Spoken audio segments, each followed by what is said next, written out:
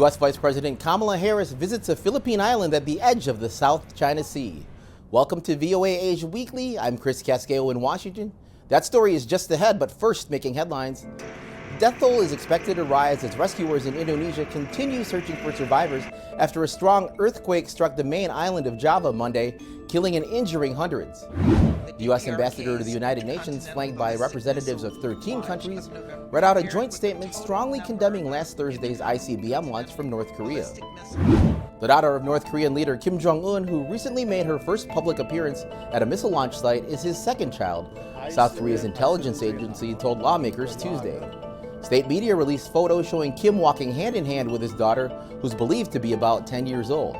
Mr. Kim is the third generation of the family that has run the regime since its founding. 6 former executives of now-defunct Hong Kong pro-democracy newspaper Apple Daily on Tuesday pleaded guilty to a collusion charge under the Beijing-imposed national security law that has silenced and jailed most opposition voices in the southern Chinese territory. The largest district of the southern Chinese metropolis of Guangzhou is under lockdown to tamp down rising COVID-19 cases. Many Chinese cities are increasing restrictions less than 2 weeks after the government issued a guideline to relax COVID restrictions. The defense chiefs of the United States and China held talks Tuesday on the sidelines of the Association of Southeast Asian Nations defense ministers meeting in Cambodia. U.S. Defense Secretary Lloyd Austin called on China to refrain from destabilizing actions toward Taiwan. China cut off bilateral defense dialogue in August after U.S. House Speaker Nancy Pelosi's visit to the island.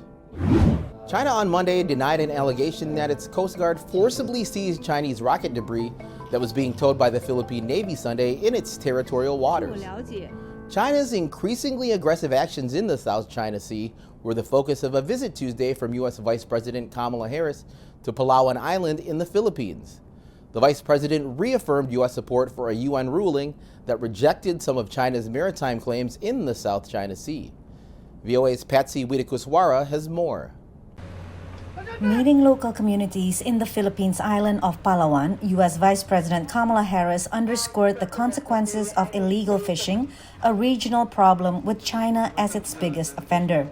The Vice President is the highest-ranking U.S. official to visit the South China Sea island, just 330 kilometers east of the disputed Spratly Islands, claimed entirely by China and partly by the Philippines, Brunei, Malaysia, Taiwan, and Vietnam. As the United States has long made clear, we support the 2016 ruling of the UN Arbitral Tribunal, which delivered a unanimous and final decision firmly rejecting China's expansive South China Sea maritime claims. China, the Philippines, Brunei, Malaysia, Taiwan, and Vietnam have competing territorial claims in various parts of the sea, with Beijing claiming most of it. Skirmishes have occurred.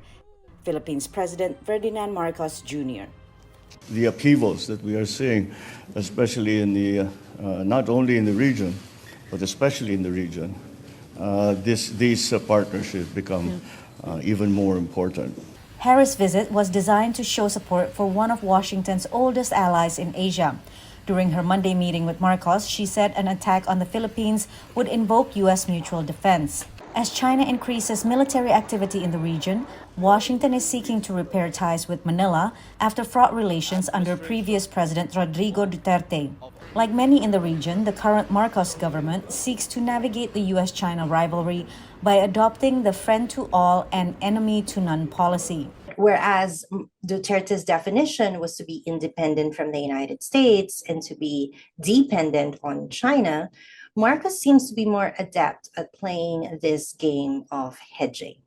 Of Washington's 5 treaty allies in the Indo-Pacific, the Philippines is closest to Taiwan and therefore central to U.S. plans to deter and respond to a potential Chinese threat on the self-administered island that Beijing views as a wayward province. Patsy Widakuswara, VOA News, Jakarta, Indonesia. That's all the time we have here on VOA Asia Weekly. Thank you so much for joining us. I'm Chris Casquejo. Please be sure to tune in again next week.